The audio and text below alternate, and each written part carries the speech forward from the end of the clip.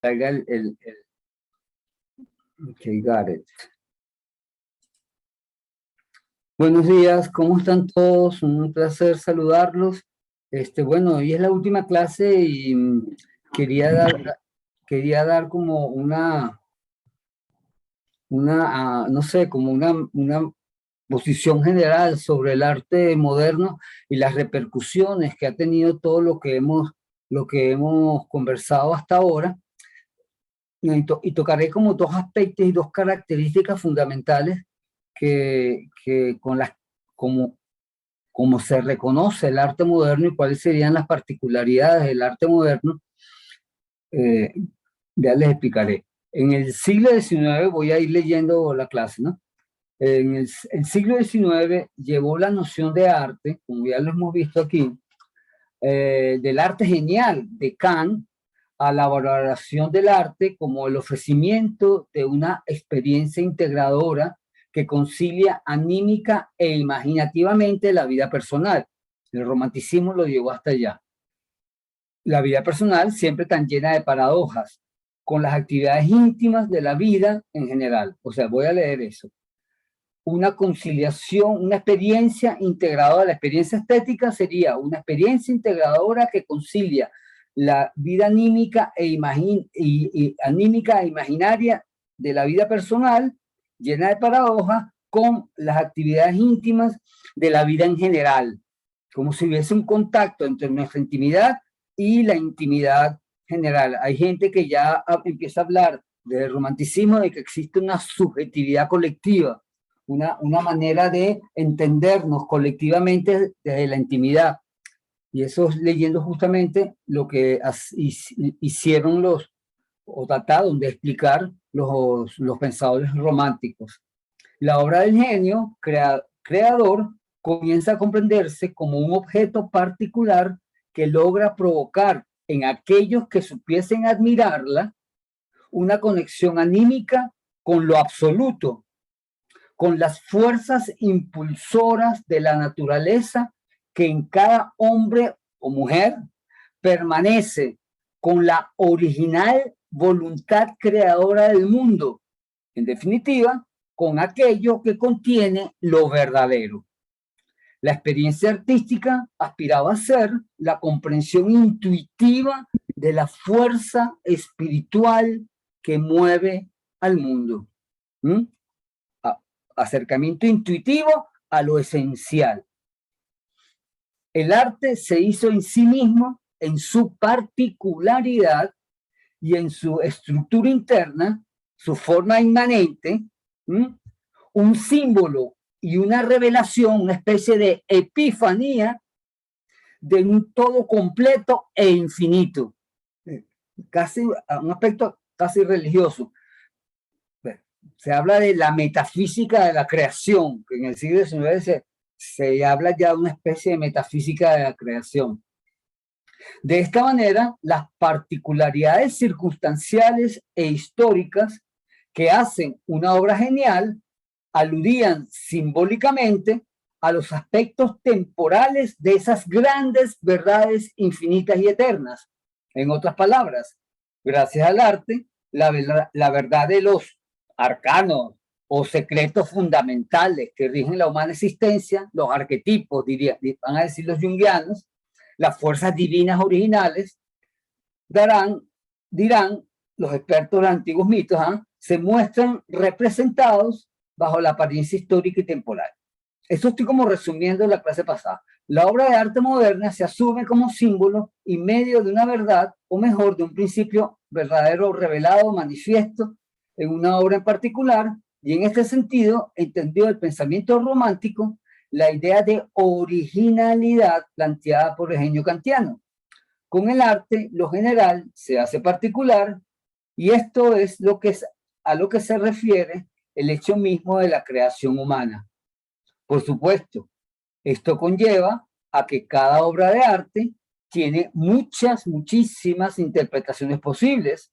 Precisamente en esa inmensa gama de posibilidades de sentido, el arte alcanza su mayor y más importante valor dentro de las actividades humanas. La creación artística se presenta en la modernidad como el lugar mismo donde las propuestas humanas se exponían a ser juzgadas como certezas vivenciales.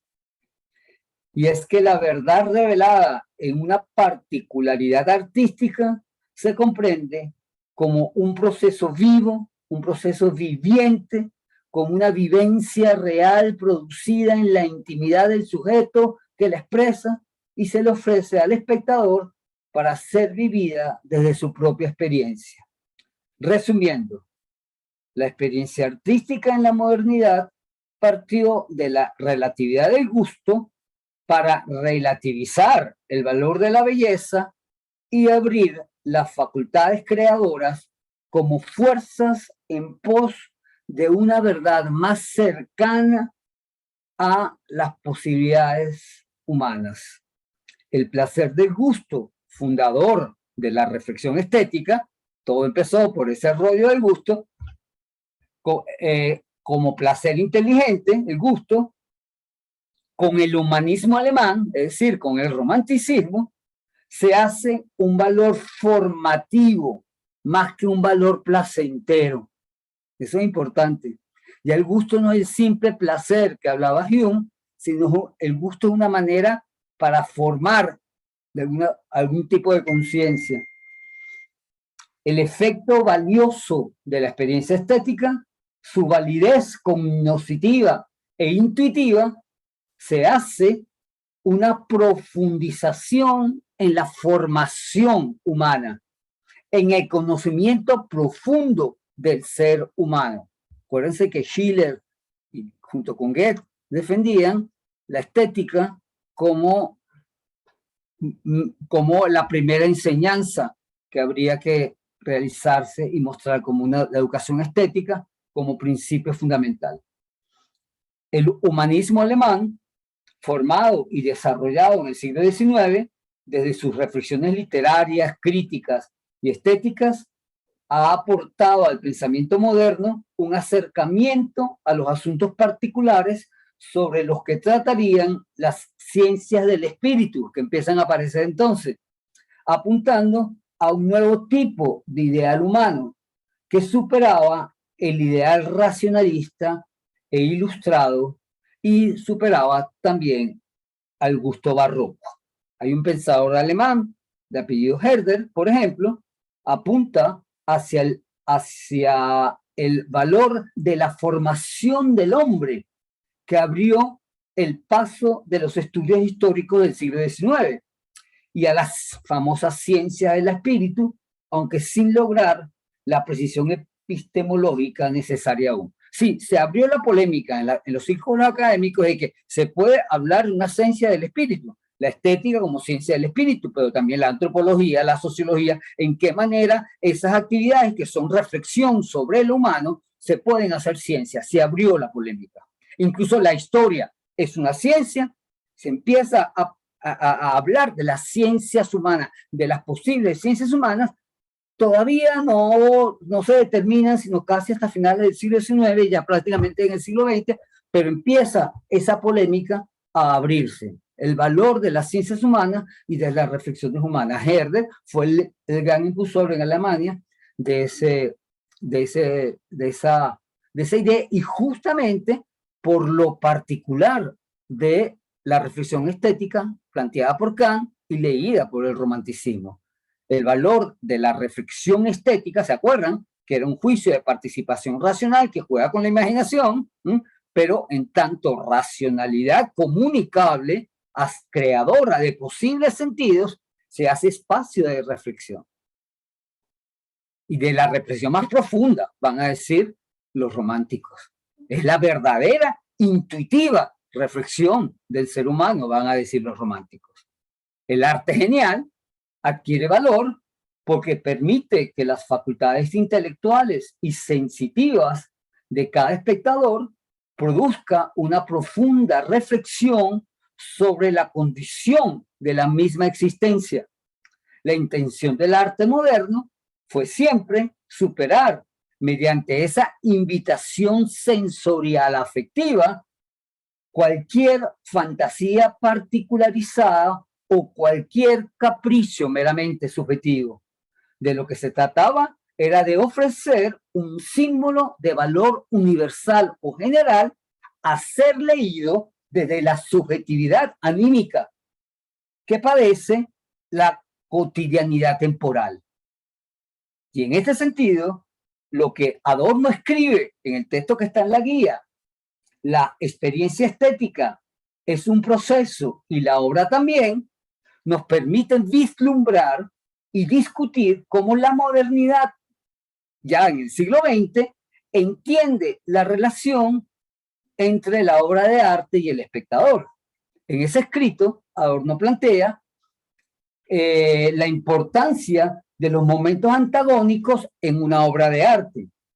El antagonismo fundamental de una obra está justamente en esa tensión entre lo particular, lo individual del artista, el individuo artista, y el sentido simbólico al que ese particular alude. Ahí se crea una tensión, es una subjetividad tratando de alumbrar, de tocar, de hacer ver un valor, o un valor universal, claro, de manera simbólica.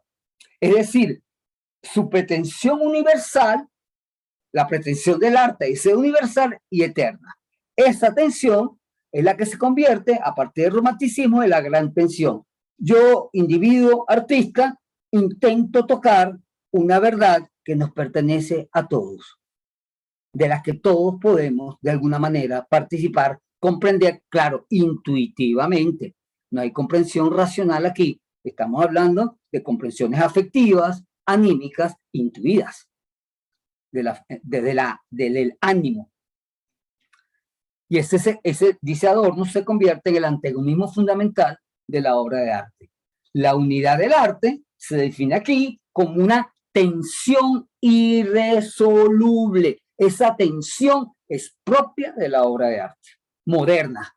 Es una tensión, por muy linda que sea, como las cosas que hace Mondrian, una visión particular que intenta tocar algo. Mondrian no, Matisse, estaba pensando en Matisse, discúlpame. No sé por qué pensé en Mondrian. Mondrian sí, el gusto de Mondrian es realmente tocar lo eterno siempre, siempre tocar fundamentalmente lo que vale por siempre y para siempre, era la pretensión de Mondrian. Con Matisse no, Matisse está en la figura, me acuerdo de su mujer, en los colores planos, es mucho más no sé, más subjetivo, pero también intentando tocar algo esencial. La unidad del arte, bueno, sí, se define aquí como tensión irresoluble, así la llama Adorno. La tensión está verificada entre lo perecedero del decir como objeto único, es decir, en su inmanencia como objeto único y particular, muchas veces incomprensible o incomprendido por los demás, y su seguridad como producto conceptualmente y comunitariamente válido. La certeza de que esto como arte vale, aunque nadie lo entiende, tiene valor artístico. Y ahí están todas las vanguardias que revolucionaron todo el ambiente. Ya va, no se trata de que todo el mundo lo entienda, se trata de ser obra de arte en particular, acuérdense de Cézanne, ¿no? A una obra de que vale como pintura y ya no como alusión a nada, sino como pintura y el valor universal que tenga esa particular visión que tenía Cézanne de, bueno, del San Victorí, pues, del Monte San Victorí. Ese es un ejemplo que estoy poniendo. Se trata de una tensión que busca consumir lo temporal como un sentido de existencia. Y esta es una imagen de Maurice Blanchot, por supuesto, dedicada a la poesía moderna, pero que yo creo que nos ayuda. Lo que vale del arte es cuando eterniza el paso del tiempo, el devenir que acaba a todos los humanos en los humanos asuntos, que acaba a todos los humanos asuntos. Atrapar el devenir de lo temporal, atraparlo, en un instante. Y ahí el impresionismo hace maravillas. Tratar, y además desde supuestamente el estudio del color, atrapar el instante, atrapar el momento del instante, esa temporalidad fugándose, esa temporalidad escapándose, recogerla y hacerla participar supuestamente de lo eterno. Los hermosos nenúfares, por ejemplo, por nombrar solamente un ejemplo por todo el mundo conocido. Pero este tema, planteado aquí por adorno, tiene sus antecedentes, a mi modo de ver, aquí empiezo yo mi lectura, en dos pensamientos muy conocidos del siglo XIX, que es a lo que yo quiero referirme hoy, que son el pensamiento de Hegel y el pensamiento de Baudelaire. Estas ideas que maneja Adorno en este libro, Hegel las anunciaba, Baudelaire ya la anunciaba. Hegel, al tocar el arte y su valor histórico, y Baudelaire, al tocar la importancia del arte por el arte. Ya vamos a tocar esas dos nociones en cada uno de ellos. Hegel, vamos a empezar por Hegel, que es más antiguo, fue quien introdujo justamente el valor histórico y cultural de la obra de arte, aludiendo al camino que recorre el espíritu humano en buscar su libertad, que se da como un proceso de autoconciencia. Dice, la libertad se da en la autoconciencia, en reconocerse a sí mismo. Ahí se da la libertad. Y el espíritu humano ha recorrido la historia precisamente para alcanzar el conocimiento de sí mismo, según Hegel. Con Hegel, dice Gadamer, la esencia general de la formación humana es convertirse en un ser espiritual general. Eso quiere decir, en un ser que tiene conciencia de lo general, por supuesto, desde su particularidad, pero tiene conciencia de lo general, de lo que nos importa a todos como humanidad. Pero vamos por partes. El arte en la historia es una idea, como dije antes, planteada filosóficamente por Hegel. Hegel vive entre 1770 y 1831, es decir, que estamos entre el siglo XVIII, comenzando el siglo XIX. Ahí se gesta todo, la verdad que ahí se gesta todo. Y él va a intentar superar lo que ha considerado en el principio fundamental del romanticismo, que es justamente la intuición artística. Hegel va a intentar dar un paso más allá de la mera intuición artística que anula todas las diferencias inmediatas entre lo finito y lo infinito, entre la materia y el espíritu, entre lo particular y lo universal, principio que pretendía alcanzar lo absoluto sin la mediación del concepto. Y aquí es donde Hegel se ve, ya va. Muy hermoso todo lo que dicen los románticos, pero ¿qué pasa con el trabajo de la razón? La olvidamos entonces, nos olvidamos de ella. Y él empieza su reflexión desde ese sitio. Para hacerlo, Hegel se opone principalmente a la noción de ironía romántica. Yo creo que aludía a ella en la clase pasada, por considerarla una actitud que niega al mundo concreto, objetivo y ético, que termina reduciendo al sujeto a algo vacío y vano. ¿Se acuerdan de la ironía? Conciencia clara de la agilidad eterna del caos infinitamente lleno, intuición de eso es lo que hace que el artista pueda jugar y elaborar y usar todo su juego alegórico e imaginativo para poder tocar algo del absoluto. Hegel dice, eso termina siendo de artistas marginados, separados del mundo, alejados de la realidad, decía Hegel. Dice Hegel, tal es el significado general de la genial ironía romántica.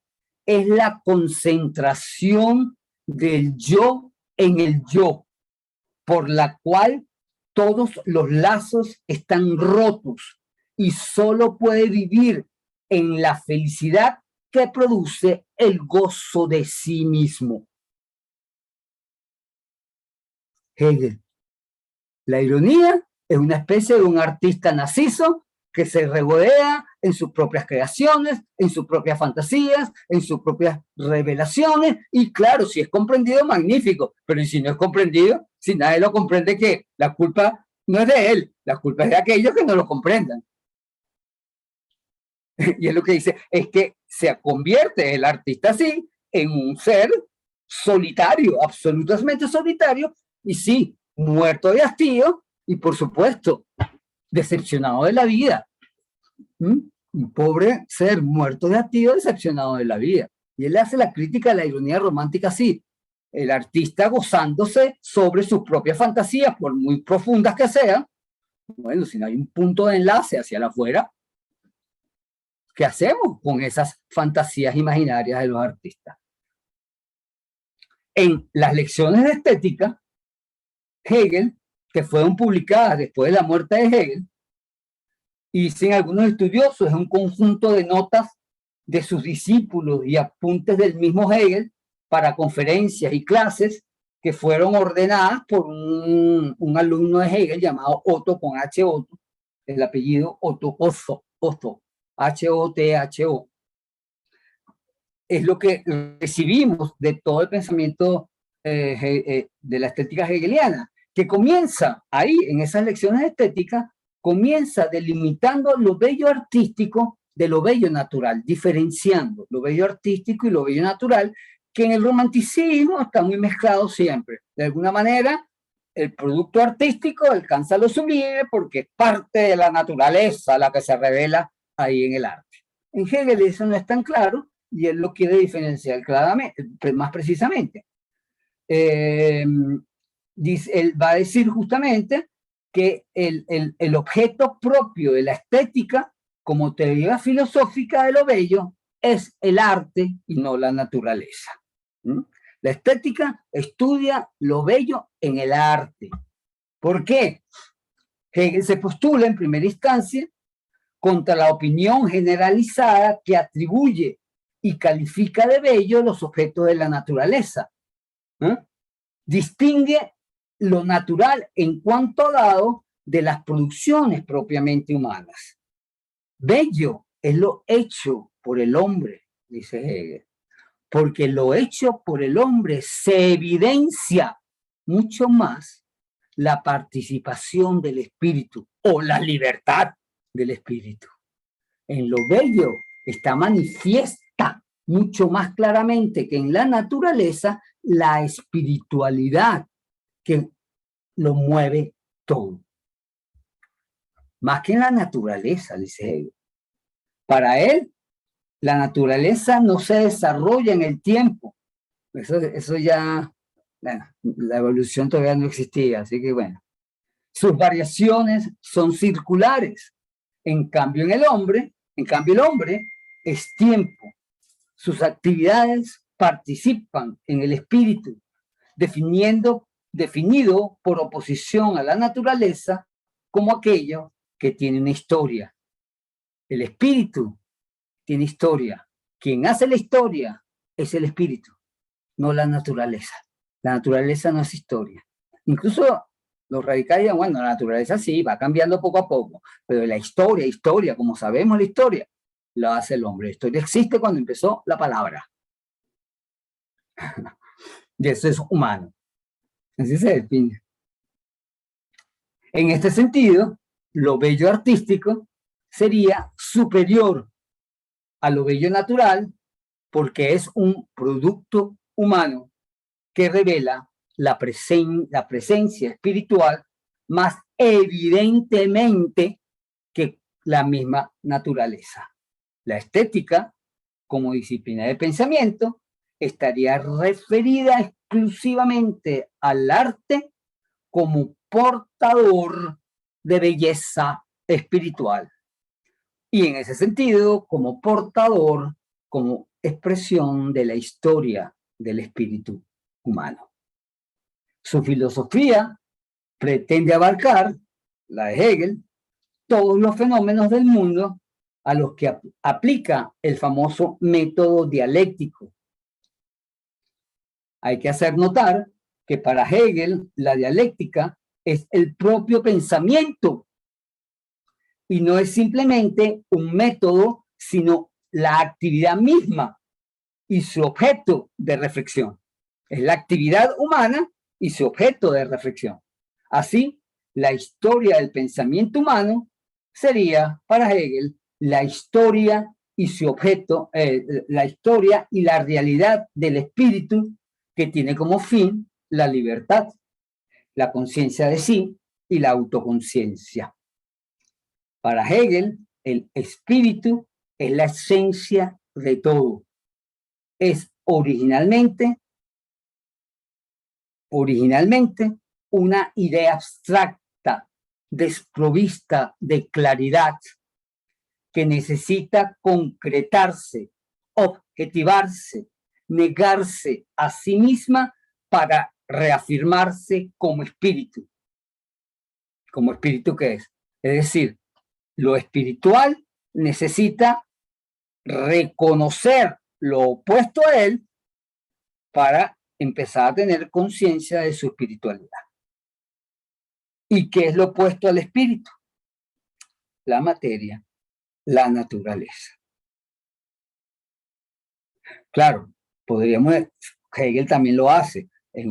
Podría decirse que en última instancia la creación del mundo, si existe Dios, la creación del mundo se hizo precisamente por la necesidad de lo máximo espiritual revelarse en una materialidad. Eso también se puede leer.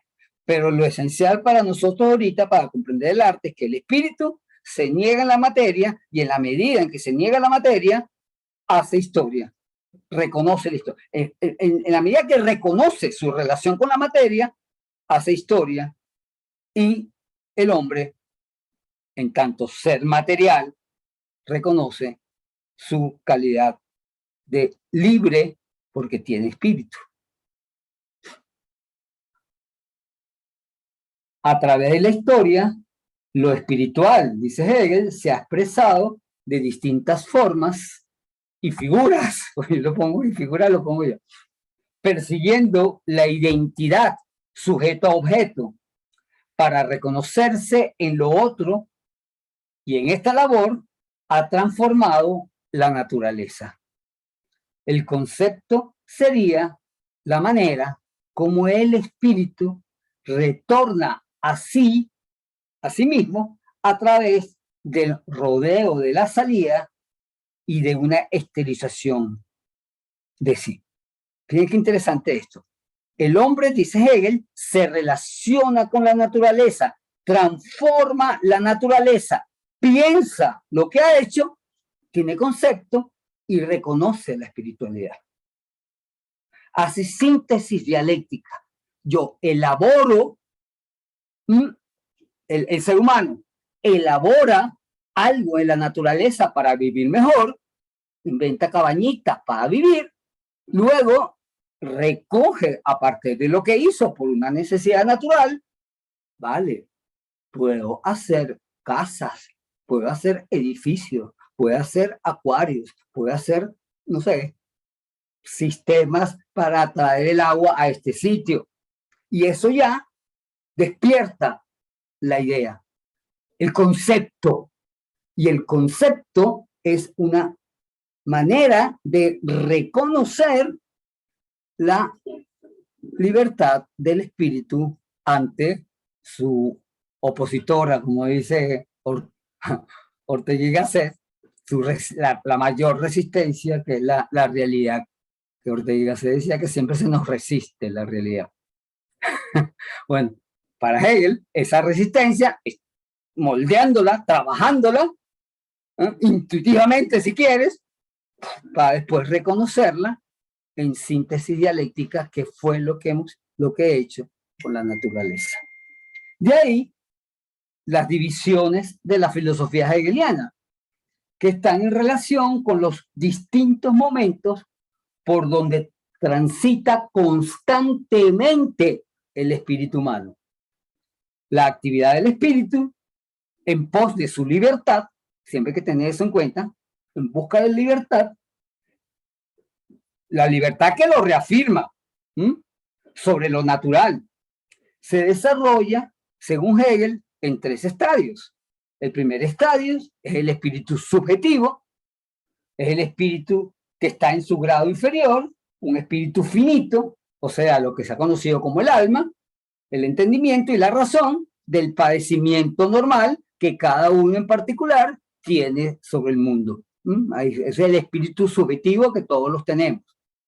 El espíritu objetivo es el momento de la objetivación del espíritu subjetivo en las comunidades humanas. Es lo que el espíritu objetivo elabora como algo objetivo para toda la tribu, por decirlo de una manera, para todo el colectivo que vivimos juntos.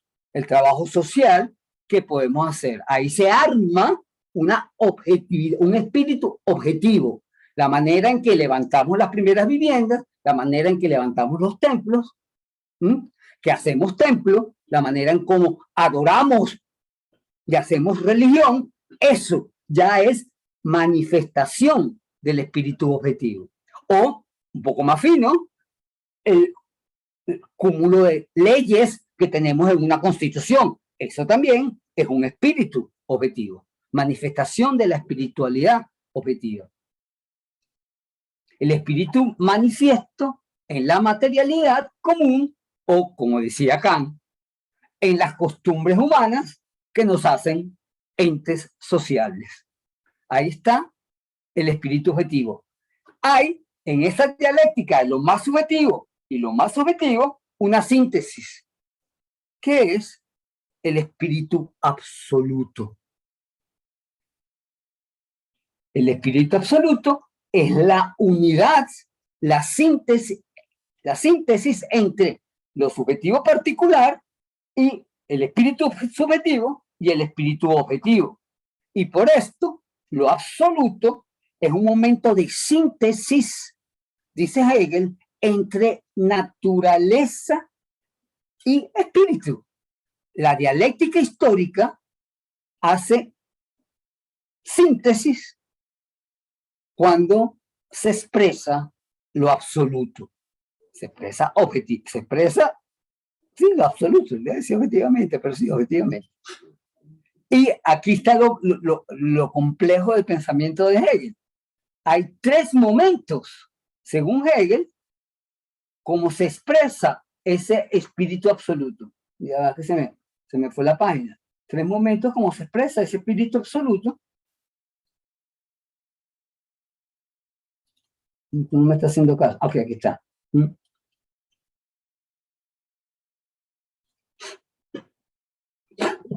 Que son el arte, la religión y la filosofía. Esas son las 3 instancias como se manifiesta la conciencia de absoluto, la conciencia, o sea, el reconocimiento de lo absoluto en el ser humano. Es decir, que hay una síntesis en tanto en el arte como en la religión, como en la filosofía, hay una síntesis entre lo espiritual y la naturaleza.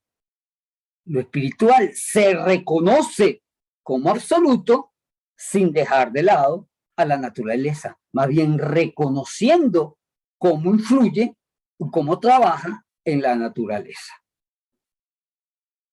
Este es el sitio importantísimo de entender para comprender la estética hegeliana. Estas 3 formas de espíritu absoluto son expresiones de la idea o razón infinita, dice Hegel, al realizarse plenamente a sí misma para llegar a su total y adecuada manifestación histórica. Pues el espíritu busca siempre participar en la naturaleza. Es mentira que el espíritu se aleje de la naturaleza. El espíritu busca siempre participar en la naturaleza, en lo material, porque precisamente haciéndolo, dice Hegel, se reconoce como espíritu. Si no lo hiciera, el espíritu se pierde a sí mismo y no es consciente de sí. Interesante esa partecita. El arte, primero, que es el primer momento para Hegel, permite al espíritu absoluto revelarse completamente desde la misma manifestación sensible.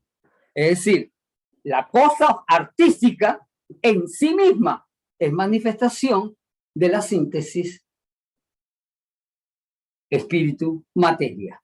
Es ella misma, el arte en sí mismo, ya es síntesis objetiva de esa relación dialéctica entre el espíritu y la materia. El arte está formado, dice Hegel, por la idea, representada bajo una forma concreta y sensible, porque no hay arte sin idea, no hay arte que no sea idea y que no tenga una manifestación sensible. No sabía nada del arte conceptual todavía él, pero bueno, vámonos con calma, eso se lo dejo a usted. La tarea del arte consiste en conciliar, formando con ellas una libre totalidad, esas dos partes, idea y representación sensible. Y eso lo dice el mismo Hegel. Hacer que la idea sea accesible a nuestra contemplación. Y la idea es la razón última, la razón absoluta. El arte quiere, y por eso que es simbólico, decían los románticos, quiere atrapar lo esencial y hacerlo sensible. Queda la paradoja dialéctica que hablaba Solger, ¿se acuerda? De alguna manera el arte niega lo que está afirmando. Bueno, eso lo reconoce Hegel. Por eso Hegel respetó mucho a Solger en ese sentido. Él tocó el meollo del asunto. El arte, negando la idea, reafirma la idea. O, reafirmando la idea, la niega. La puedes decir de las dos maneras, que es lo gracioso de esta paradoja. En segundo lugar, este es el momento de lo absoluto del arte. En segundo lugar, está el momento de lo religioso. En Hegel es claro, y ya verán por qué, que está hablando de la religión cristiana. Pues ya verán por qué. Dice, en el momento religioso, cuando el espíritu se asume como un espíritu religioso, el contenido del espíritu absoluto aparece como una realidad divina que trasciende la misma subjetividad. Es decir, como algo que está por encima de la participación humana. Algo revelado como una majestuosidad superior a lo humano y que el humano no logra explicar, pero sí respetar y reconocer, como lo sublime, como lo sublime. Reconocemos la potencia absoluta de algo por encima de la naturaleza y por encima, peor aún, o peor no, o mejor, no sé, como ustedes quieran, por encima del espíritu humano. Como si lo espiritual no fuera parte de nosotros, sino algo más grande que nosotros mismos. Esto va a tener sus matices y ya lo veremos. Ese es el segundo momento. Tenemos dos momentos. El momento del objeto material concreto que nos hace intuir o nos hace ver lo espiritual, la actividad espiritual del hombre, el momento religioso que nos hace concebir una realidad superior, más espiritual que nuestra espiritualidad, por decirlo de alguna manera, un espíritu superior a nuestra espiritualidad, y el tercer momento, que es el nivel para Hegel más alto, donde el contenido del espíritu y el mismo espíritu son concebidos bajo la conciencia de sí que lleva implícita su propia historia. Es decir, el espíritu reconociendo los procesos que han llegado para asumirse como espíritu pleno y absoluto. El espíritu se expresa espíritu, dice Hegel, siempre se expresa conceptualmente. Y aquí hay que entender algo muy importante. La filosofía es el tiempo dispuesto en conceptos, dice Hegel, la multiplicidad de la historia unificada en conceptos determinados o precisos o precisados objetivamente y a la vez universales. Es el momento del pensamiento donde la razón se comprende a sí misma. Y para esos momentos, eso lo dice Hegel en sus cartas, y los momentos históricos en que él vivía, esa plenitud fue alcanzada. Yo le dejé para detrás, pero para explicar esto tengo que hacerlo. Fue alcanzada con el yo pienso cartesiano. Yo pienso, luego existo. Esa es una verdad, dice Hegel, absoluta de la filosofía. La historia ya ha alcanzado con el yo pienso cartesiano noción de sí mismo como espíritu. Él dice, esto pasó desde el principio de los tiempos, cuando Platón hablaba ya de los conceptos, o Sócrates de los conceptos, de las ideas como el fundamento del pensamiento. Por supuesto, ahí también había filosofía. La filosofía se adjudicaba todavía en ciertos aspectos religiosos, las ideas en el mundo trascendental, ahí se estaba mezclando con un nuevo tipo de religión que empezaba a aparecer entonces, pero ya lo fundamental estaba en las ideas, y así comienza la filosofía, justamente ahí. Y las ideas se reconocen en el pensamiento humano, el humano comprometido con su pensamiento. La filosofía es ese momento de lograr síntesis absolutas a partir de las ideas y la sola reflexión. De ahí nace la lógica, en Aristóteles, justamente. Entendiendo estos tres momentos, vamos a ver el papel entonces del arte. En la introducción a la estética, justamente, se pronuncia Hegel de las primeras páginas en contra del arte como imitación de la naturaleza, para nada, y ahí sigue a los románticos, ¿no? El arte toma la materia sensible, pues está el mismo arte dirigido a lo sensible, pero el papel que desempeña no es la de recordar las formas naturales imitándolas. Y dice Hegel, la tarea del arte sería, y hablo comillas, hacer que la idea sea accesible a nuestra contemplación bajo una forma sensible y no bajo la del pensamiento y de la espiritualidad pura en general. Y ahí se está separando de la filosofía pura. El arte le interesa la forma sensible, pero la idea traída en forma sensible, que ya lo hablamos cuando hablábamos del símbolo en la clase pasada. El arte consiste entonces en hacer que lo ideal, aquello posible de ser conceptualizado, lo ideal, se haga accesible a nuestra atención al mundo y mediante la sensibilidad, y abro comillas de Hegel, despertar el alma. Con el arte se despierta el alma. Y para Hegel, eso fue así en el principio de los tiempos y sigue siendo así. Lo particular del arte es que despierta el alma. Si no la despiertan, es que no nos llegó a ninguna parte y no nos interesa nada. El poder del arte, por ser una representación sensible de la espiritualidad, radica en, cito a Hegel, evocar en nosotros todos los sentimientos posibles, hacer que entren en nuestra alma todos los contenidos vitales y realizar todos estos movimientos con la ayuda de una realidad exterior que solo tiene las apariencias de la realidad. El arte es pura apariencia de realidad para despertar en el ser humano una movilidad espiritual. La apariencia es la excusa para provocar nuestra espiritualidad. A mí esa imagen me encanta. No obstante, y aquí seguimos al romanticismo, lo que pasa es que lo plantea casi filosóficamente, él está siguiendo el romanticismo. Hasta ahora no nos separamos, pero lo plantea como más metódicamente, pero hasta ahora es romántico pleno.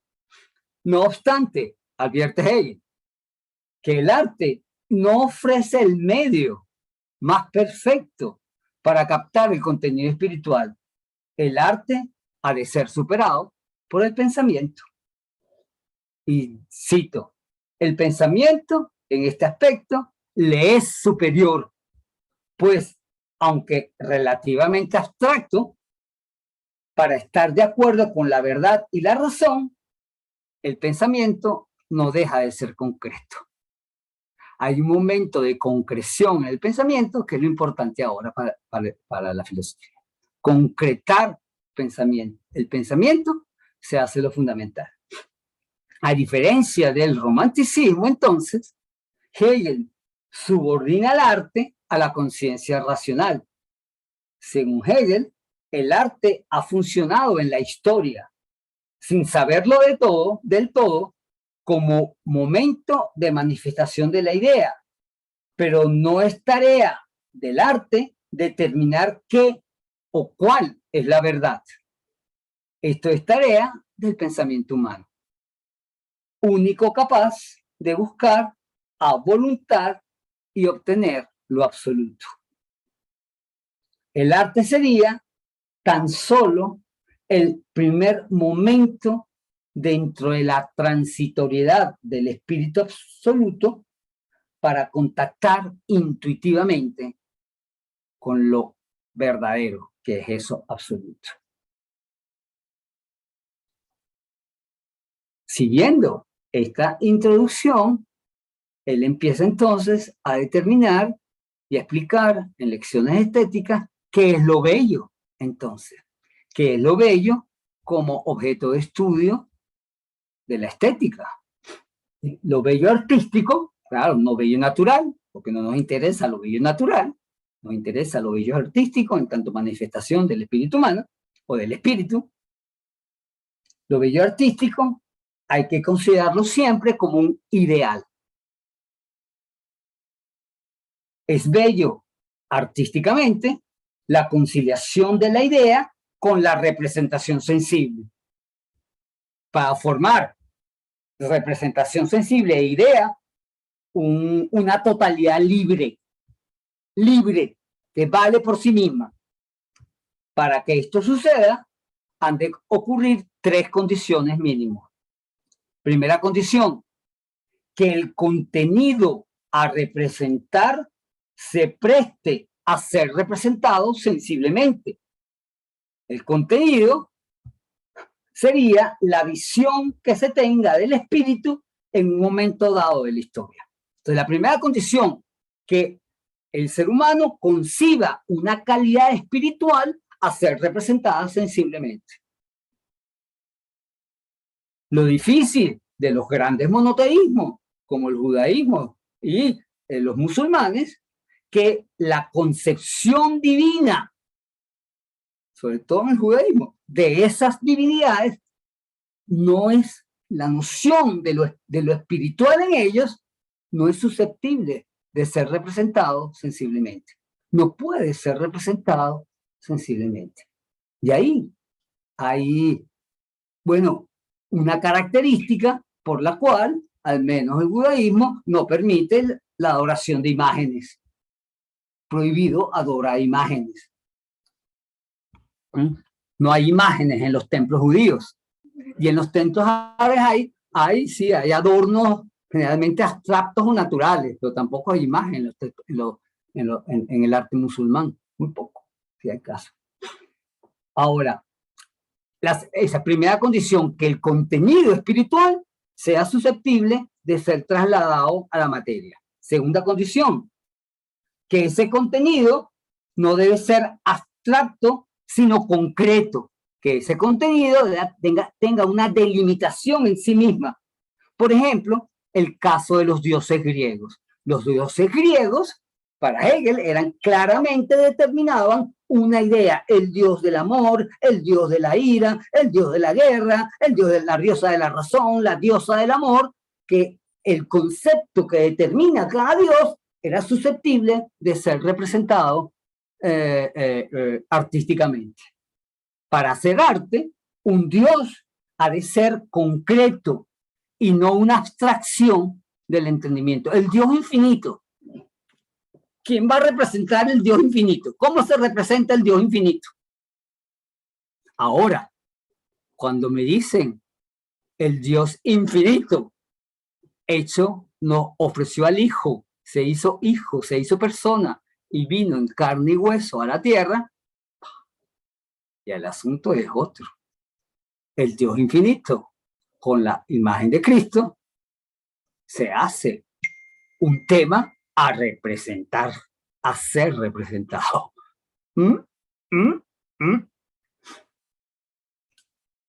Para hacer arte, un Dios ha de ser concreto y no una abstracción del entendimiento, como sucede con el Dios de los judíos o de los turcos, que por eso sus templos no admiten imágenes personalizadas. El caso del Dios cristiano es muy particular, pues es un Dios que se hace concreto gracias al famoso misterio de la Trinidad, que es al mismo tiempo unidad, que hace representable como persona al abstracto Dios verdadero, que es la herencia del judaísmo. Y la tercera condición para la belleza artística, que la representación sensorial, la representación sensible, ha de ser también particular e individual. Él no va a creer en las cosas en serie, sino que la forma que se logra con un contenido a ser representado sensiblemente logre una particular y ser única.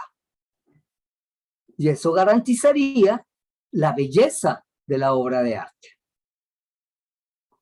Entonces, un contenido a ser susceptible de ser presentado, un contenido susceptible de ser presentado sensiblemente, un contenido muy preciso que logre alcanzar una forma también única y precisa.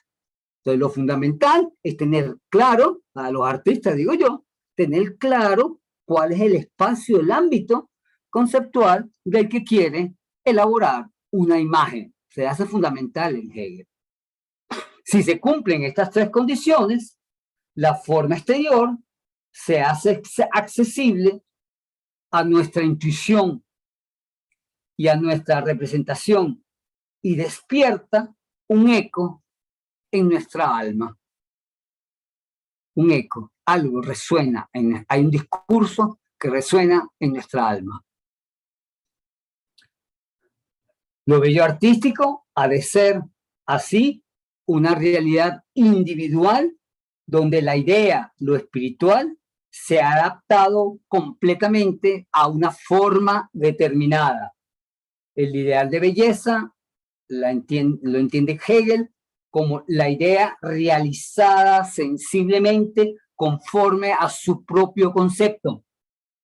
La belleza artística sería la adecuación perfecta de la idea en una forma sensible que permita el reconocimiento intuitivo de lo verdadero, de lo romántico, igualito al estilo romántico, y de lo absoluto al estilo romántico.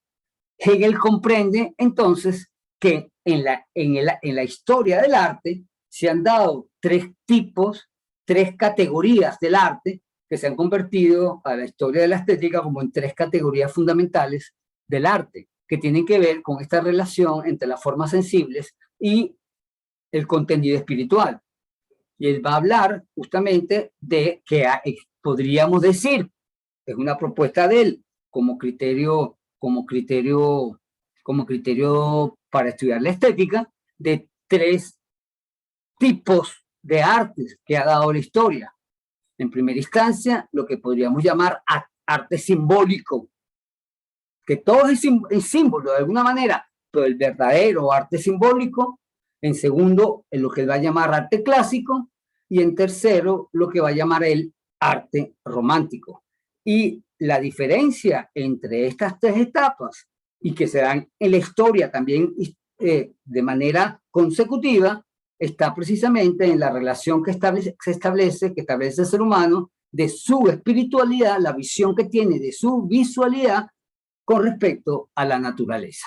Lo particular del arte simbólico, va a decir Hegel, es que en ese momento la intuición de lo espiritual todavía se busca en el afuera, todavía se busca algo extraño a lo humano como valor de lo espiritual. Se busca lo espiritual en lo que no es espiritual, en la naturaleza. Entonces se diviniza a la naturaleza. La naturaleza es lo sagrado. Y hacemos artes donde la naturaleza es la que importa, la fuerza de la naturaleza. Dice, y eso es propio fundamentalmente del arte oriental, del arte hindú, que transforman la naturaleza, cambian las apariencias naturales, apariencias no naturalistas, sino transformadas para dar a entender que hay algo espiritual más allá de la materia. Yo creo que es claro ahí.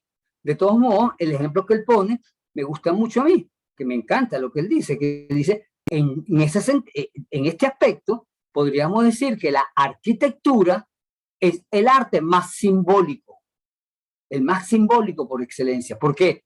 Porque la arquitectura es la materia racionalizada humanamente, racionalizada, estudiada humanamente para elaborar una construcción completamente artificial donde, según Hegel, lo fundamental es albergar la comunidad, albergar lo social y que albergue lo espiritual. Los templos son las grandes elaboraciones arquitectónicas que simbolizan el espacio de lo divino.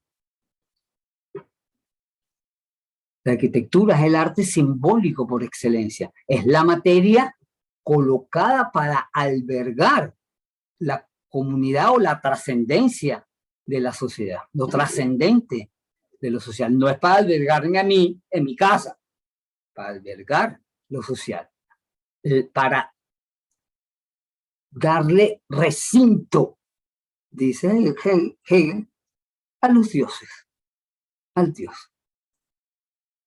No sé, creo que la imagen de la arquitectura ayuda a comprender el arte simbólico. El arte simbólico, lo que vale, está más allá del hombre. Él busca una trascendencia más allá del hombre. En ese sentido, los románticos, sí, se parece al simbolismo de los románticos. Lo que pasa es que Hegel lo va a mover a otra parte. Ya verán cómo. Dice, el otro gran periodo del arte es el arte clásico. En el arte clásico, la idea, sí, el arte simbólico se caracteriza por la extravagancia de las apariencias. En el arte clásico, lo particular del arte clásico es que esa extravagancia de las apariencias logran un equilibrio racional, un equilibrio, si quiere decir, sí, un equilibrio simétrico, ideal, de justicia entre la representación sensible y la idea que se está pensando y la idea que se está elaborando, como si lo trascendente humano no escapara tanto de la razón, porque la razón logra comprender lo perfecto de un silogismo, lo perfecto de una razón, y ya todavía lo sagrado puede ser que esté afuera, puede ser que esté adentro, pero es un punto de enlace, de equilibrio entre la emotividad subjetiva y lo exterior. Él dice, el gran ejemplo de arte clásico es la escultura griega, justamente. ¿Por qué la escultura griega? Porque con la escultura griega la divinidad, y eso no lo dice él, pues lo dice uno. En la poesía griega igual, lo fundamental es el ser humano expresado en sus dioses. La escultura griega es una escultura a ser adorada en la apariencia de un dios. Adoro a Atenea, adoro a Afrodita o adoro a Apolo o al mismo Dionisio. Que las estatuas de Dionisio generalmente fueron destruidas por el cristianismo, pero bueno. Adoro a los dioses con figuras humanas. Y la escultura griega es distinta de la escultura oriental, incluso de la escultura egipcia. La civilización griega logró una síntesis entre un contenido de pensamiento preciso y la representación sensible que ese contenido merece. El arte clásico, entonces, implica para Hegel el lugar de la belleza ideal, en el sentido que en ese momento, en todo arte clásico, como categoría de pensamiento, el arte clásico muestra un equilibrio entre las apariencias y el estudio humano que logra para establecer ese equilibrio. Eso es lo que se conoce como arte clásico en general. Y finalmente, dice, el espíritu tan inquieto, una vez que encuentra ese equilibrio, ha superado la fantasiosa representación simbólica del arte más primitivo, por llamarlo así. Cuando consigue entender el equilibrio natural, vuelve el espíritu, ya la dialéctica no es la naturaleza, la dialéctica se plantea como el propio arte, y el espíritu se refugia en la propia alma y empieza a reconocer lo espiritual dentro del alma. Si hay algo fundamentalmente espiritual, está en el fondo del alma humana. Viene conciencia de eso, aparece la conciencia de eso. Entonces, lo que el arte necesita para manifestarse afuera, que siempre lo necesita, lo que el hombre necesita para manifestarse afuera, es hacer un espíritu que toque la trascendencia profunda del alma individual. Claro, ok. ¿Y qué hace? Bueno, alude a los mismos juegos simbólicos del arte simbólico a rescrebar, se me fue la palabra, resquebrajar, destruir, como diluir, quebrar el equilibrio clásico en pos de hundirse en las profundidades del alma. Entonces vuelve al arte simbólico, pero ahora ya no buscando o no viendo lo espiritual en la naturaleza, sino viendo lo espiritual al fondo del alma. Y este es, para Hegel, el momento del arte romántico. El arte romántico es, ante todo, arte de las subjetividades, arte subjetivo, que se empeña en dar apariencia trascendental a las profundidades del alma. Ahora, lo interesante de todo esto es que Hegel dice que justamente el arte simbólico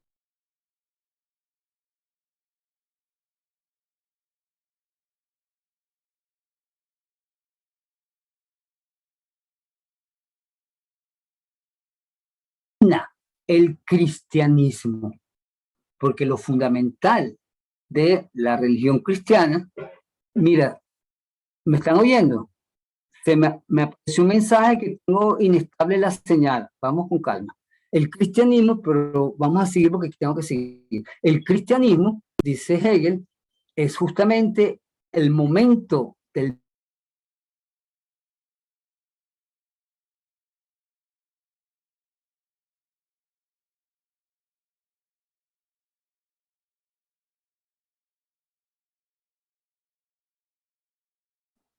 Se ha quedado cortado.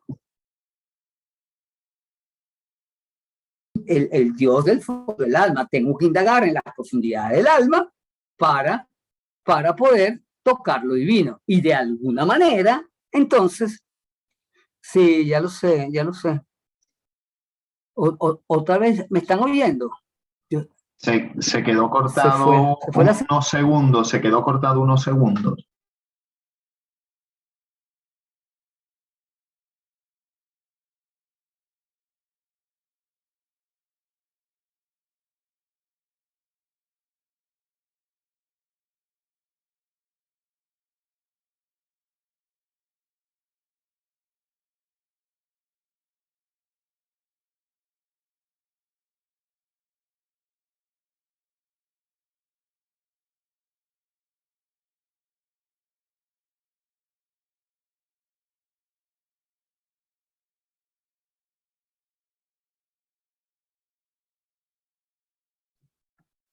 Sigue bloqueado, sigue, se ha quedado.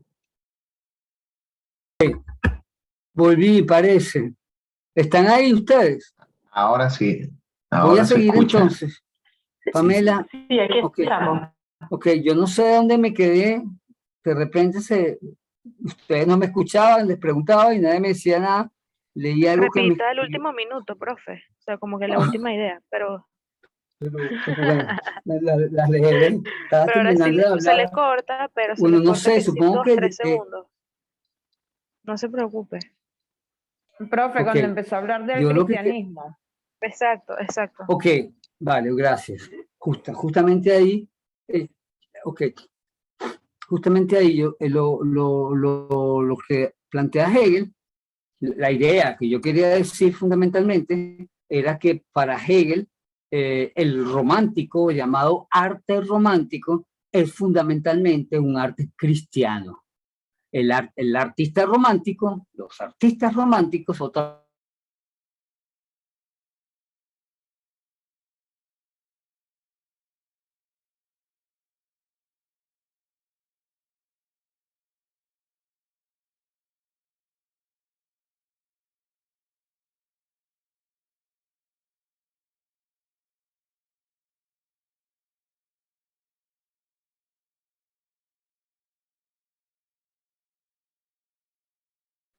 ¿Ustedes lo escuchan?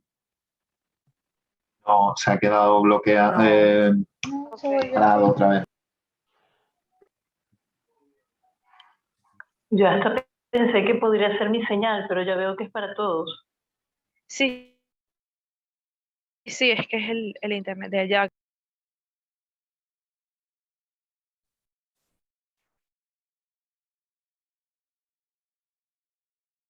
Me volvió a ir.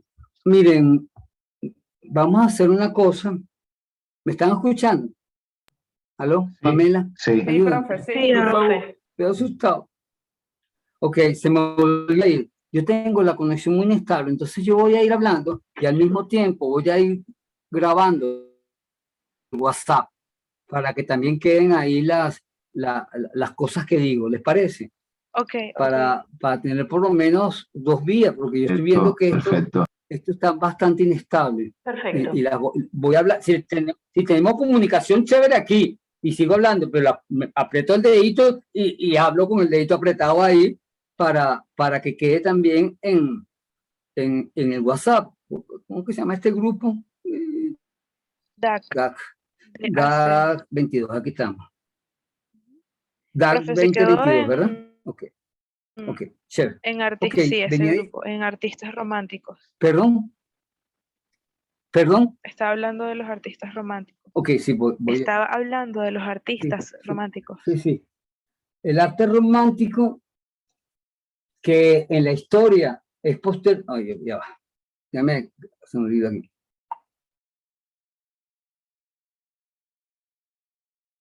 Del espíritu es posterior al arte clásico, vuelve a romperse esa conciliación que había en el arte clásico, pero a favor del espíritu consciente de sí. Y esa conciencia se hizo espíritu general en la historia con el cristianismo, con la actividad romántica, el alma el espíritu reconoce que lo trascendente está dentro de sí mismo. Lo absoluto es una fuerza interior que determina lo humano y se entra en una profunda conciencia religiosa como fuerza absoluta en la interioridad humana que busca ser expresada como una verdad plena. El devenir de esta postura religiosa no puede ser otro que la conciencia filosófica, que se manifestó históricamente en el yo pienso, luego existo cartesiano del siglo XVII. El arte, en cuanto forma sensible de lo verdadero, y la religión, en tanto elaboración interior de lo absoluto, tienen una síntesis dialéctica en la filosofía, es decir, en la actividad filosófica.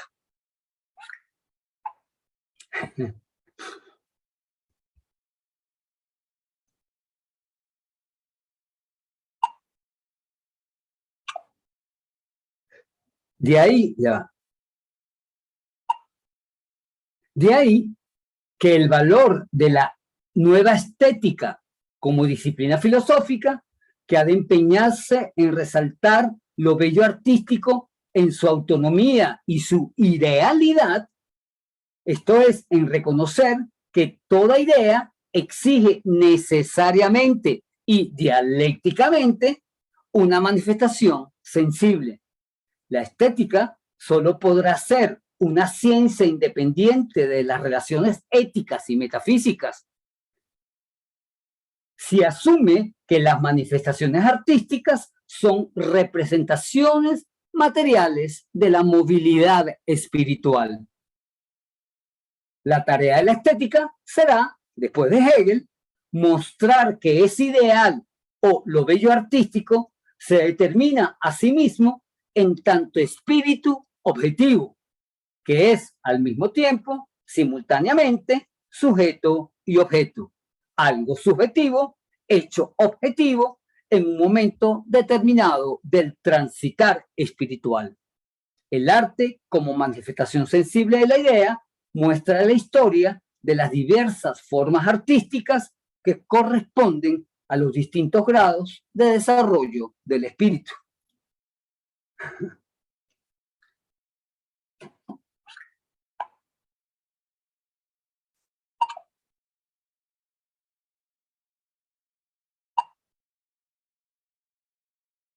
Pero para Hegel, el arte en general, como expresión intuitiva del espíritu, es un asunto histórico a tener en cuenta a la hora de reconocer el lugar del pensamiento humano en los momentos en que se estaba viviendo tras la conciencia racional del yo pienso cartesiano, que sin duda marcó un giro en la noción espiritual de la humanidad.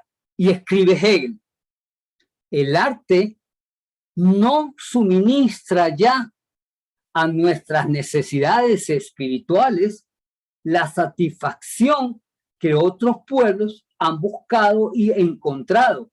Nuestras necesidades e intereses se han desplazado a la esfera de la representación y para satisfacerlos debemos recurrir a la reflexión, a los pensamientos, a las abstracciones y a las representaciones abstractas y generales. El arte mismo, tal y como es en nuestros días, está destinado a ser objeto de pensamientos. Hegel.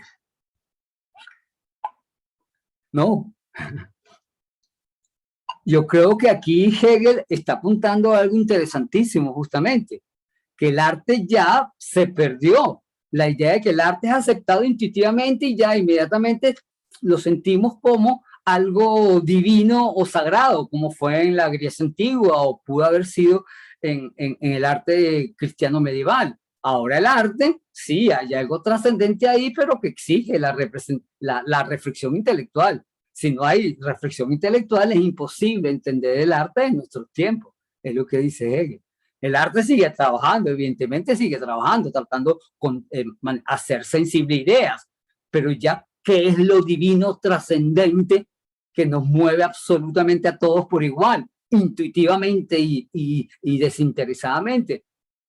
Si no hay ejercicio de reflexión por parte del espectador, no voy a entender para nada qué es lo que intenta hacer, yo qué sé, Mondrian, el mismo Mondrian, para acordarme, o incluso el cubismo de Picasso me encanta, qué gusto, pero ver un poco más allá de que me guste o no me guste, no lo voy a poder hacer si no entro en reflexión, porque lo que exige el arte a partir de ahora, dice Hegel, es pensamiento. O el arte se hace pensamiento, o intuitivamente ya, ¿qué nos dice? No nos dice nada, al menos que lo pensemos. El arte moderno creo que lo marca prácticamente Hegel con esa idea.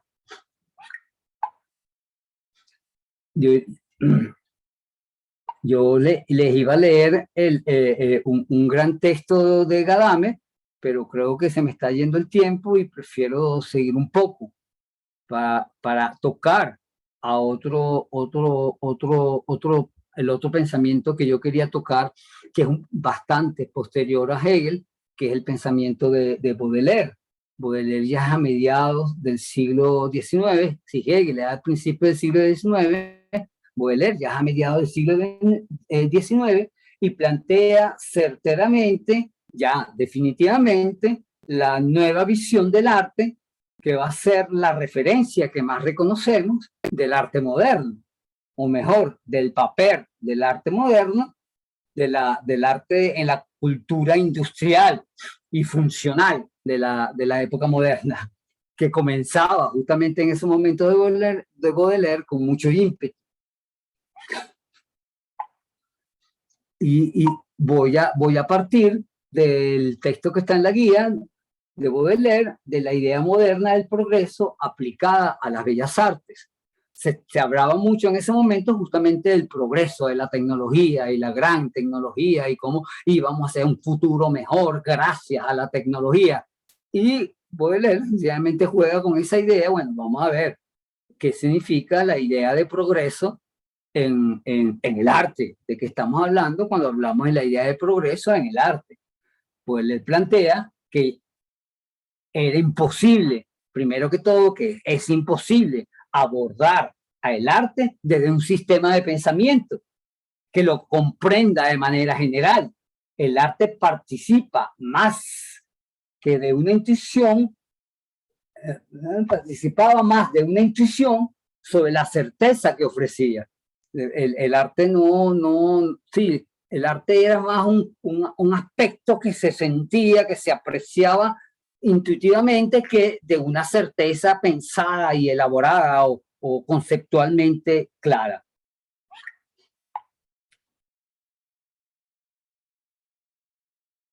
Para Baudelaire, en este escrito y en general, me parece a mí, la variedad era la real medida, lo variable era la real medida de la vida, y solo desde ella se puede leer la belleza y el valor del arte, sin pretender nunca objetividad, por ser justamente la belleza artística medida para lo extraño, es decir, por aquello que no se puede precisar desde el sentido común.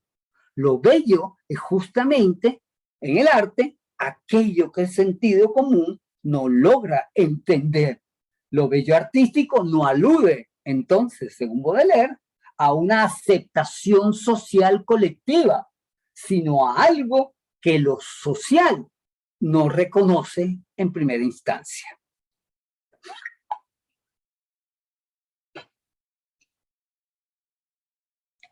Y lo extraño, para Baudelaire, es precisamente lo que define la individualidad.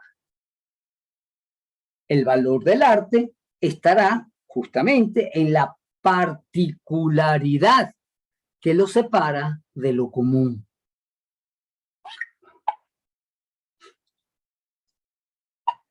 Para acercarse al arte, entonces, se hace mejor hacerlo desde una sensibilidad directa, es decir, desde el sentimiento que la obra en sí misma, en tanto asunto individual, ofrezca en la inmediatez de su acercamiento.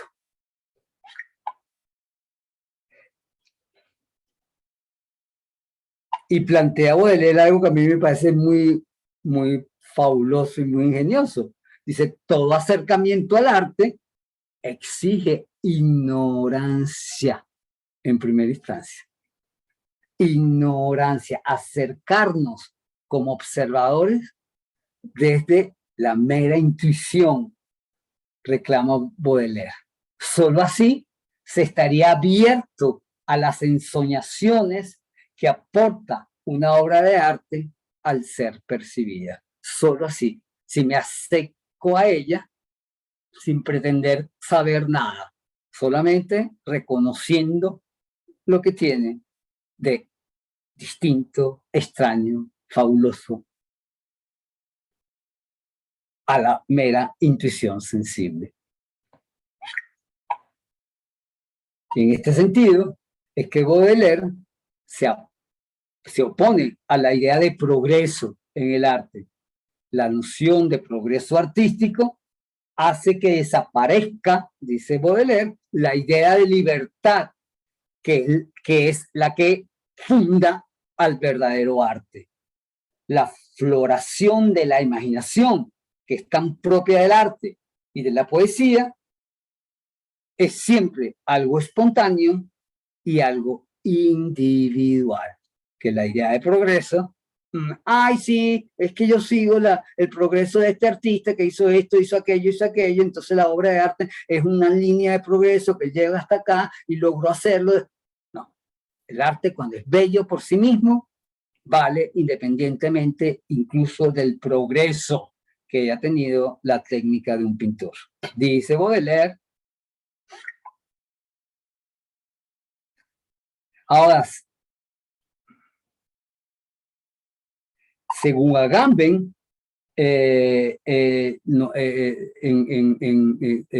lo que Baudelaire logra hacer en este escrito es exponer la sensación que deja la mercancía exótica, lo llama Baudelaire, del arte. El arte se convierte para Baudelaire en una mercancía exótica, ofrecida en el pabellón dedicado exclusivamente a las bellas artes en la Exposición Universal de 1855. Nos explica Agamben, que para Baudelaire el goce y el disfrute de las bellas artes saca a la mercancía del gozo y del sentido que tienen en el uso práctico.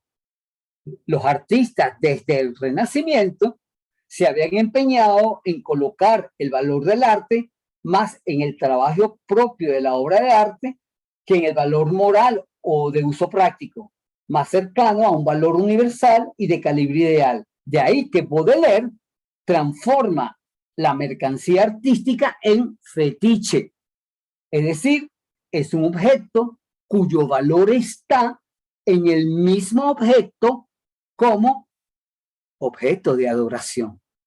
Baudelaire transforma el arte, lo particular de una obra bella, en un fetiche.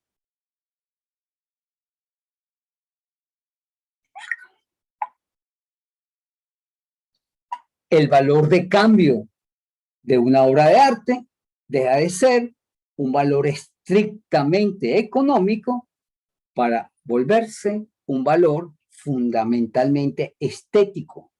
La obra de arte, aunque no sirva para nada, vale por sí misma, ni siquiera como objeto de decoración. El arte vale en sí mismo y por sí mismo.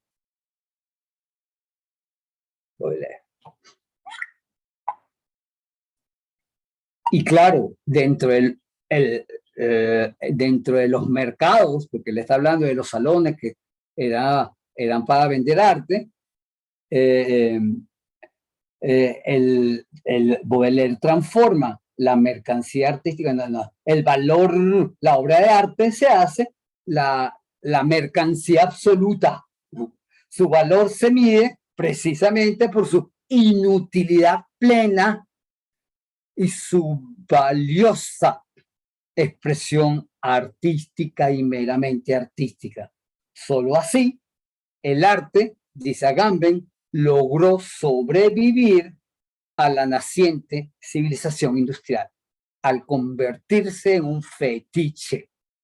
El arte genial como un fetiche al que todos podemos adorar y cuyo costo depende del mercado, depende de lo que tú quieras pagar por llevarte esa genialidad hecha por un artista a tu casa.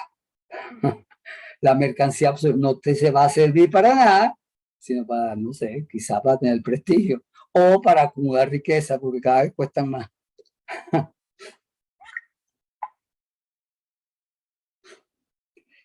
Ese guante sobre la modernidad me parece a mí que lo recoge bastante bien Adorno en su texto Mediación entre el arte y sociedad, donde Adorno plantea que la tensión que está hablando de eso toda la clase, entre el valor propio del artista, de la obra de arte, perdón, el valor propio de la obra de arte y la sociedad que lo recibe, es la tensión particular que caracteriza el arte moderno. Con Baudelaire está claro. Con Hegel no está tan claro, pero bueno, siempre hay una relación que va y viene, siempre transformándose. Ahora, con Baudelaire es clarísimo, la tensión que hace una obra de arte con la sociedad es la medida de su real valor como arte, en lo extraño que nos haga aparecer nuestra vida cotidiana. El arte nos destruye nuestra vida cotidiana para darnos la otra posibilidad. Eso lo dice Heidegger, no lo digo yo. La dialéctica del arte es entonces una dialéctica negativa que Adorno recoge de Solger.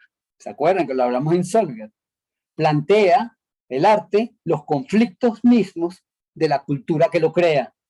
De ahí su arraigo histórico y al mismo tiempo su rompimiento con lo común.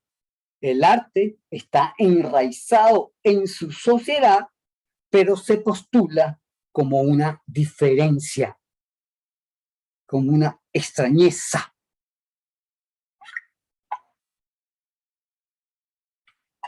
Y en ese sentido es que el Guernica de Picasso, que el ejemplo lo pone Adorno, que yo estoy completamente de acuerdo, pintado entre mayo y junio de 1937, en alusión al bombardeo al pueblo de Guernica el 26 de abril de ese año, durante la Guerra Civil Española. El Guernica, repito, se hace para Adorno el gran ejemplo del conflicto esencial del arte moderno, un rompimiento formal que pone en evidencia una terrible tensión histórica. Y yo les pregunto, para terminar la clase, esa es la belleza del arte moderno.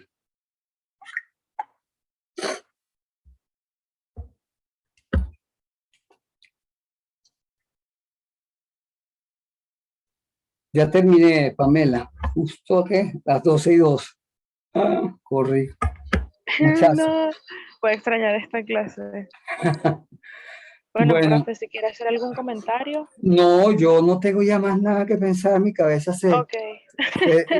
Yo espero que ustedes reflexionen si quieren hacer una pregunta inmediata o nos quedamos hablando un ratico y tú tengas que ir, Pamela, porque yo creo que aquí está lo esencial. Yo creo que toda la clase, las 10 secciones, era para llegar a esto. ¿Qué es la belleza del arte moderno? La sensación de libertad. ¿O no hay belleza en el arte moderno? ¿Qué pasó con la belleza de las bellas artes? ¿Dónde está? ¿Dónde se coloca la belleza de las bellas artes? Que ya, por supuesto, Ya nadie habla de las bellas artes, lo que me interesa es lo bello. Pero hoy en día es como que estamos extrañando eso. Cada rato veo por internet gente hablando de que el arte tiene que buscar otra vez la belleza. No, que la busque, pero a mí el Guernica me parece bello, no bello, bellísimo. Yo lo adoro, me parece lo más bello que y en eso estoy con Adorno. Es la belleza del arte moderno pura. Entonces está todo el conflicto formal, estéticamente hablando, todo el conflicto, todas las búsquedas formales expresadas de una manera radical y además el conflicto social planteado de una manera desgarradora. Un momento histórico particular que está viviendo y hoy en día ya nadie se acuerda del Guernica real. Uno dice Guernica y piensa en el cuadro, uno no se acuerda ni del pueblito. Es un dolor horrible por el pueblo, pero Guernica y no piensa en el cuadro. O no. No sé qué dirán los españoles amigos que están aquí.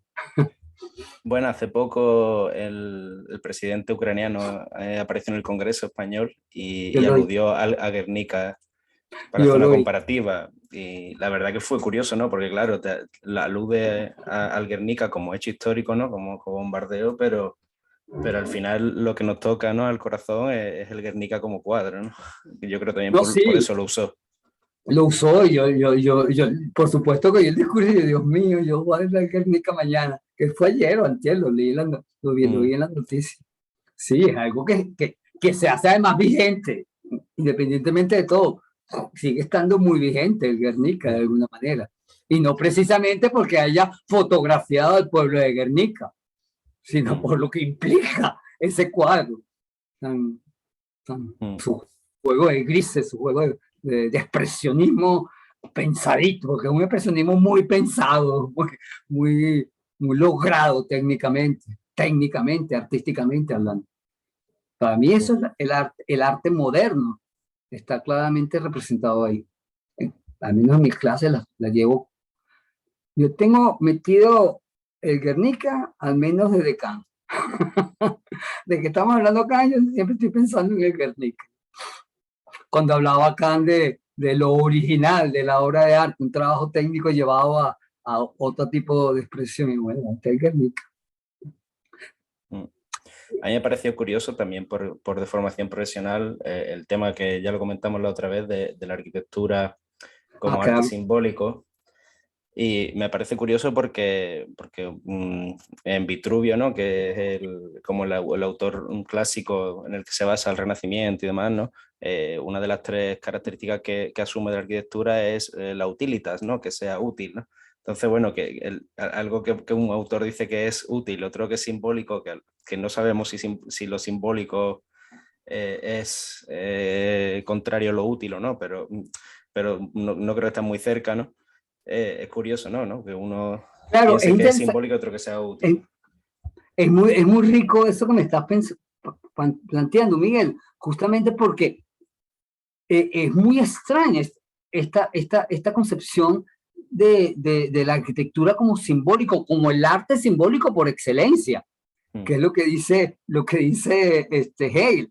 Pero lo curioso es cuando uno profundiza en la arquitectura en Hegel, que hace también además grandes revisiones sobre las catedrales góticas, que lo simbólico está en la utilización de la materia desde la razón utilitaria, la razón equilibrada para armar espacios de lo sagrado, para armar templos sagrados humanamente hablando. Es decir, para crear el lugar donde se revele lo divino o se manifieste o que sirva de oración de la comunidad. En ese sentido, sigue habiendo, me parece a mí, algo utilitario, pero no lo ve como utilitario, lo ve como simbólico, porque la espiritualidad está hecha humanamente para albergar el espacio de lo sagrado, de la comunidad. Se maneja por esos lados, ¿no? Y es simbólico en ese sentido. Ahora, que funcione también como vivienda, magnífico. Que funcione también. Los Yanomami, los indios Yanomami aquí, ellos tienen una curuata que es inmensa y ellos ahí lo hacen todo en común. Duermen, beben, hacen las religiones, hacen todo dentro de una curuata que es una construcción sagrada con ramas. Sagrada. Y eso es sagrado, eso, allá adentro es la pureza máxima de la tribu. Y yo creo que es muy claro, tiene una utilidad clara, precisa, defiende contra la intemperie y todo lo que tú quieras. Pero es claro, a mí eso me recuerda un poco, perdón que te interrumpa, me recuerda un poco que, bueno, que en la parte occidental, ¿no? Los griegos todavía en la vivienda no dividen estancias según usos, y es a partir de los romanos lo que lo hace. Sí, entonces, bueno, también, exactamente. También el que un uso sea de dormitorio o de baño o cualquier otro, también supone un simbolismo que diga al ser humano, esto es esta cosa y esto es esta otra, ¿no? O sea, creo que también eso puede ser simbólico, ¿no? Al menos una alegoría. Al menos una alegoría. El baño está allá, eso es para esas cosas. No, bueno, sí, eso es para reflexionar, Miguel. Ya tienes ahí material. Pero es un trabajito pequeño, no te me vayas a recordar, ¿no? Pero ya sé que tienes ahí bastantes cosas que pican y te hacen cosquillas, que me encanta que pase eso, chévere. No sé. Sí, a mí me encanta la noción de arquitectura. En realidad, la que más me gusta de todas las nociones de Hegel es la de la música, que para Hegel la música es el arte más romántico, el romántico por excelencia, porque la música hace objetiva, gracias a la relación numérica que también tiene la arquitectura, porque hereda de la arquitectura el trabajo con los números, la música objetiva, la transitoriedad de los sentimientos, el principio y el final de un sentimiento es lo que objetiva numéricamente, como hace la arquitectura que objetiva la música. La música es la objetividad de los sentimientos. Eso me parece a mí como voladísimo. Ya va. ¿Qué hacemos aquí con esto? ¿Qué hacemos aquí con esto? Es una relación numérica precisa para darnos una transitoriedad. No sé qué piensan. María Teresa, Mila, Pamela, José Antonio, de José, Belén, que no hay más nadie hoy aquí. O si que esto seguimos hablando, Miguel, aunque ya sé que es hora de separarnos, pues la última vez que nos vemos. Claro, yo quería darte las gracias por estas clases, eso que la verdad que me han parecido, son muy densas, pero me han parecido muy interesantes, así que gracias, ya estaremos en contacto, pero muchas gracias por las clases. Acuérdense que espero los trabajos de ustedes. La fecha tope es para después de Semana Santa, 19, creo que el 22, creo que es la fecha tope. Déjame confirmársela. La fecha tope de yo recibirlos, porque el coordinador me mata si les entrego tarde las notas. El coordinador soy yo, pero me mata, mi parte mía me mata si yo soy el que entrego tarde las notas. Yo tengo que entregar las notas antes que Luis y antes que Renato, que estoy seguro que la van a entregar tarde. Luis es como muy preciso, pero Renato lo conozco bien. Profesor, ya le aviso. A ver, tenemos como fecha tope del trabajo de Renato el 26 de abril, y yo tenía anotado aquí que su fecha tope era el 28 de abril. Vale, entonces si está anotado ahí, tú lo tienes anotado en la cosa, el 28 de abril, entonces incluso es para después de Semana Santa. O para mucho después, para la segunda semana después de Semana Santa. Exacto. Pero ¿cuándo entrego yo notas entonces? Pensé que ese día entregaba yo notas a coordinación. No sé, profesor, si quiere, estamos a buen tiempo para que corrobore eso. Yo quiero... Sí. No, es que no, me puede responder mañana, no hay problema. Ok. Sí. Pero para que los compañeros sepan, el trabajo de Renato es para el 26 de abril, y el de Humberto para el 28. El de Luis, bueno, de aquí a allá. Creo que él no nos dio una fecha concreta. No, Luis es bastante laxo en eso, y no sé cuántos trabajos le mandó, pero generalmente manda como dos o tres trabajos, ¿no? Bueno, yo tengo entendido solo uno, pero no sé si... mandó solo, no sé. ¿Entienden otro? No, Fueron un par de ellos, hubo uno como a mitad, un poco más atrás y ahora otro final. Exacto. Eso es lo que quedó, porque Luis siempre manda como 3 trabajos durante el trimestre, Ay, yo no consigo dónde está mi calendario. Estará por ahí. Guía. Igualmente nos puede escribir por el grupo, profe. Y si cambia alguna fecha o algo así, también. No, ya que estamos quedando en esto, yo no voy a cambiar una fecha que hayamos quedado. Me da mucha vergüenza eso. Prefiero yo... Aquí está el programa. Espérate para yo ver mi cronograma. Cronograma que tengo aquí. Ok. La entrega de trabajos finales. Bueno, claro, yo puse aquí. La entrega de los trabajos finales es para la semana del 25 al 28. La semana entera. La semana. O sea, no se va, no todo el mundo el 28, del 25 al 29, ¿ok? O sea, el 25 está empezando a recibir trabajo. ¿Ok? No me dejen todo para el final. Yo decía, pero es que yo no lo dije tan claramente. El 25 al 29 recibo trabajo. O sea, que el 25 también recibo, me encantaría recibir el 26 y el 27 para ir adelantando las notas. No, todas para el 28, por favor. ¿Ok? Ok. Vale, chévere. Ahora sí bueno, estoy profe, más claro. muchísimas gracias. Gracias a ustedes, gracias por muchachos. todo. Cualquier cosa, escríbanme, por favor. Escríbanme a mi correo electrónico o me contactan por teléfono. ¿Vale? Chévere. Vale. Listo, profesor, muchas gracias. Gracias a todos. Chao, José Antonio. Cuídense Gracias. Gracias. Chao, Belén. Chao, profe. Muchas Muchas gracias. gracias. Chao, gracias a Me ustedes. encantó. Chao, María Jesús. Un besote. Chao. Muchísimas gracias.